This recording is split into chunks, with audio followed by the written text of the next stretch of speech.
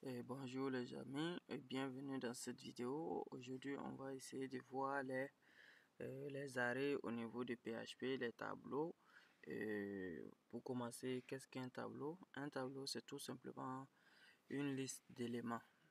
Une liste d'éléments qu'on peut utiliser pour faire plein de choses. Donc il y a trois types de tableaux principalement en PHP. On a les tableaux numérotés, numérotés comme ça, et on a les tableaux associatifs,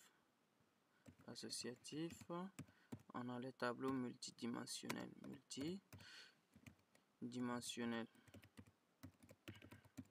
donc c'est ces trois types de tableaux qui existent en PHP. Donc on va essayer de voir chaque type de tableau au fur et à mesure et avec les différentes manières d'afficher les contenus qu'on va voir ensemble, les différentes manières d'afficher les contenus tout simplement. Ok, là le premier type de tableau qu'on va voir ensemble, c'est les tableaux numérotés. Donc tableau numéroté tout simplement. Maintenant, comment on déclare un tableau numéroté? Donc première partie, on va voir la déclaration du tableau numéroté. Déclaration des tableaux numérotés.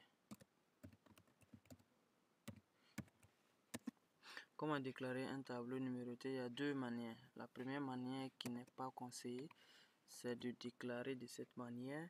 Par exemple, si je veux un tableau de prénom, par exemple, un tableau que je vais stocker dans une variable que j'appelle prénom, c'est de faire comme ça, prénom, et à l'intérieur, parce que c'est pas que c'est déconseillé, parce que c'est pas sécurisé ou pour des raisons très graves, mais tout simplement parce que ça occupe beaucoup d'espace et ça donne le résultat qu'une autre manière qui est beaucoup plus compressée. Donc par exemple, je mets tableau de 0 et je mets égal. Donc c'est comme si je dis faut créer un tableau et à l'indice, premier indice, puisque il faut retenir que les tableaux commencent toujours, l'indice des tableaux commence toujours au niveau de 0. Les index, ça commence toujours à 0 et non à 1.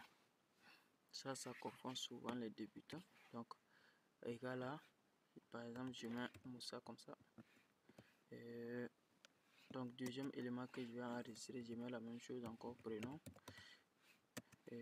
égal, et prénom de 1 maintenant, je mets égal tout simplement à Christian par exemple. Je fais comme ça jusqu'à je mets, si je veux, j'ai un troisième élément, je peux mettre prénom de 2 maintenant, évidemment, égal, je mets les guillemets, Michael comme ça que je vais mettre, comme ça, ok. Tout simplement, ça c'est la première manière de déclarer les tableaux. Et à la fin de chaque instruction, n'oubliez pas de mettre les points virgules comme ça. Et comme ça. Donc ça c'est la première manière de faire. La deuxième manière est d'utiliser une fonction array. On n'a pas encore vu les fonctions en PHP, mais on va voir ça après. Mais retenez que on peut utiliser cette fonction comme ça. Et c'est la manière qui est conseillée. Donc prénom tout simplement égal, et on met array tout simplement comme ça, et à l'intérieur de notre array on va mettre nos différents éléments. D'accord. Si je veux reprendre les mêmes noms, il me suffit tout simplement de mettre ici comme ça. Ensuite je mets Christian comme ça, et ensuite je mets Michael comme ça,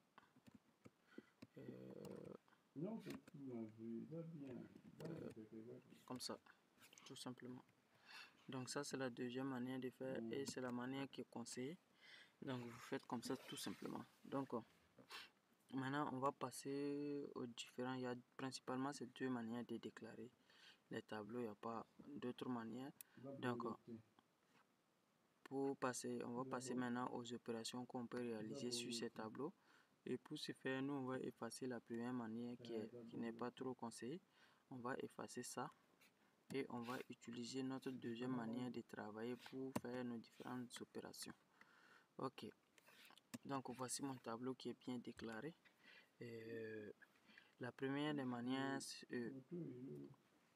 d'afficher l'élément d'un tableau, affichage de contenu.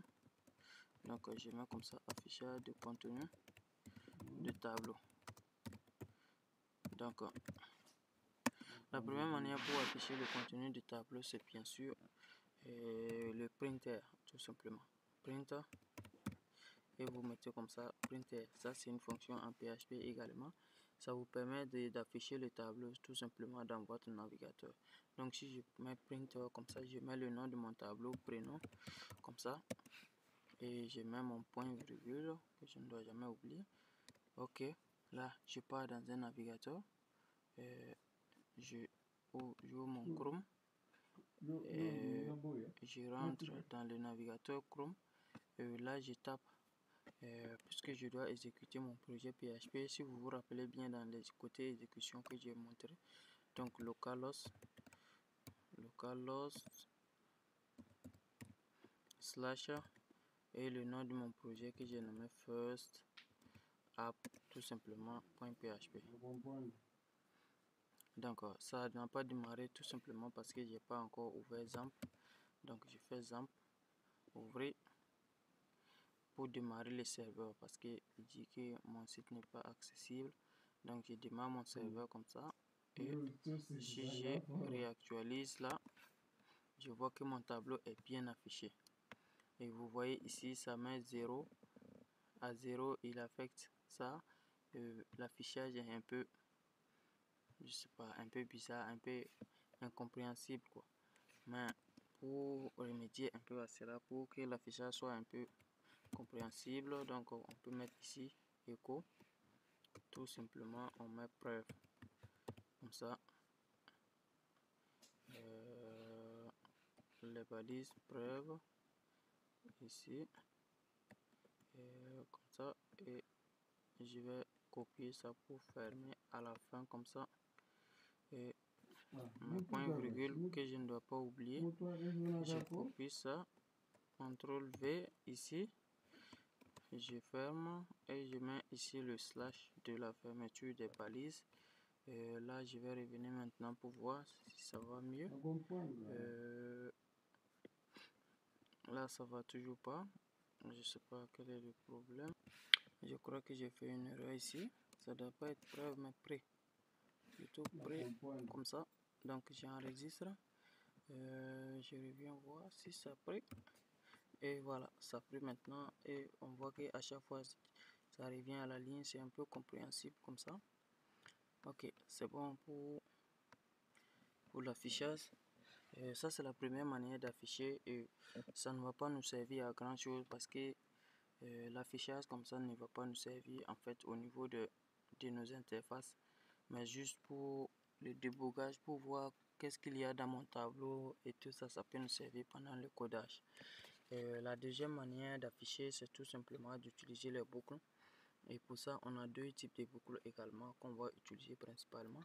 La boucle for et la boucle for each. Premièrement, allons avec la boucle for. Ok, je laisse ça ici. Ok. Donc, je vais mettre un commentaire ici. Utilisation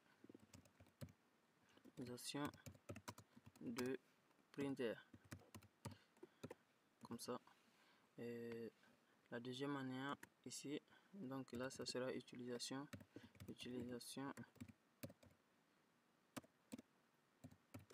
de la boucle for, donc comme ça. Ok, maintenant comment on utilise la boucle for pour afficher? C'est très simple. Si pour ceux qui ont suivi le cours sur les boucles qui viennent de passer, donc ce sera très simple pour afficher la boucle for tout simplement. pour afficher avec la boucle for tout simplement. Ok, donc on va mettre for comme ça, puisqu'on va utiliser le même tableau. Donc for, donc on va déclarer une variable x par exemple comme ça. X, on va l'initialiser puisqu'on a dit for a besoin de l'initialisation ou de la condition et de l'incrémentation également. Donc ça c'est l'initialisation qui est là. La condition, il faut que les x soient, puisque notre tableau a combien d'éléments? 3 éléments. Donc l'index le plus grand là, ça sera tout simplement 2 parce qu'on commence à 0. Donc on va mettre $x doit être inférieur ou égal à, tout simplement inférieur ou égal à 2 parce qu'on n'a pas besoin de 3. Ok, et au niveau des trucs, l'incrémentation, on met tout simplement $x encore et on met plus tout simplement pour dire que ça incrémente. Si c'est décrémentation, on met moins également. Donc voici notre boucle est bien formée avec la variable x. Ça va mettre x à 0, à 1, à 2 et ça va rentrer faire les instructions qu'on va mettre ici. Maintenant ce qu'on veut faire ici, on veut juste écho notre tableau à l'index correspondant à notre x ici. Donc notre tableau qu'on a nommé prénom comme ça, prénom et à l'index du x. Donc le x, on sait que en faisant ça tout simplement, en faisant cette partie, le programme va donner à x premièrement 0, ensuite donner à x1, ensuite donner à x2. Donc si on met le $x ici, c'est comme si on disait affiche prénom de 0, prénom de 1, prénom de 2 également, comme ça va le faire avant de rentrer dans la boucle tout simplement. Donc comme ça, et c'est bon. Maintenant on va concaténer pour revenir à chaque fois à la ligne, comme ça, avec BR pour revenir à chaque fois à la ligne. Donc je mets le BR comme ça, pour que quand ça affiche à chaque fois ça revient à la ligne. Ok, maintenant on revient encore dans notre navigateur pour voir ce que ça donnait. On voit que ça affiche Moussa jusqu'à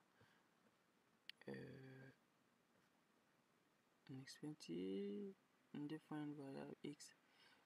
J'ai une erreur que ma variable x n'est pas définie. Ici on dirait que j'ai mis x en majuscule, donc l'incrémentation n'a pas été prise en compte. Donc je reviens, je réactualise, je coupe ça d'abord parce que vu que ça c'est une boucle infinie, donc l'ordi est resté planqué dessus. Donc je remets encore localhost first app, donc comme ça. Ok, et je vois directement que ça vient et Moussa Christian Michael tout simplement. Donc c'est aussi simple que ça pour la boucle for. J'espère que vous avez bien compris comment ça se passe. J'espère que je vous ai bien expliqué tout, le rôle de tout. Ça c'est pour l'initialisation, ça c'est pour la condition qui doit être vraie pour que la boucle s'exécute, et ça c'est pour l'incrémentation tout simplement. Donc ici on exécute le tableau à l'index et à l'indice qui a été spécifié au niveau de la boucle tout simplement. Maintenant ça c'est la première boucle qu'on peut utiliser pour faire les tableaux numérotés. On peut utiliser également, même si c'est pas utile, la boucle for each. Utilisation de la boucle for each, comme ça. Donc la boucle for each c'est une boucle qui est faite principalement pour les tableaux associatifs, mais on peut l'utiliser également pour les tableaux numérotés. Mais bon, ça n'a pas, sa puissance ne se fait pas voir à ce niveau, mais on va quand même l'utiliser pour que vous vous habituez à cela, parce que si on fait ici et on fait au niveau de for each, vous allez vous habituer à voir cela. Donc for each on l'utilise comme ça, for each tout simplement comme ça, et on met à l'intérieur le tableau qu'on veut appliquer dessus. Donc ici notre tableau c'est prénom. Maintenant prénom, puisque quand on fait comme ça va directement rentrer dans prénom. Prends chaque élément de prénom et il faut stocker chaque élément dans une variable maintenant. As, c'est pourquoi on va mettre as et on va mettre une variable qu'on va appeler item par exemple. Vous donnez les noms que vous voulez. Moi j'ai nommé ça item pour que ça ait du sens.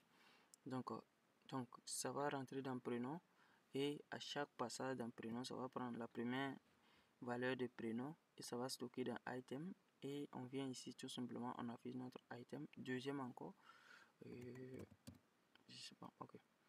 Je vous montre item. On va afficher tout simplement notre item ici. Et notre item. On peut faire également des retours à la ligne comme on a fait de l'autre côté. Donc PR comme ça. Comme ça.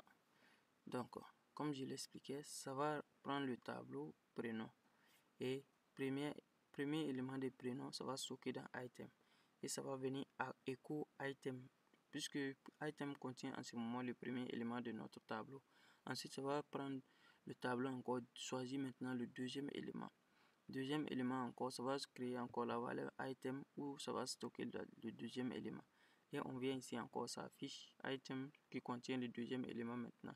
Ainsi de suite jusqu'à afficher tous les éléments de la boucle. Donc c'est un peu ça. Donc quand je reviens encore pour exécuter et on voit que ça nous affiche exactement la même chose encore. Ici je vais mettre un autre BR parce que c'est collé. BR comme ça.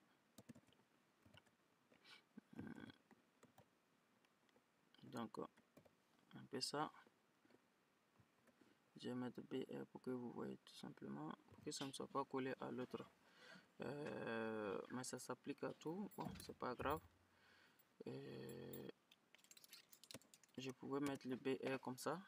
Et maintenant ici echo, tout simplement ça.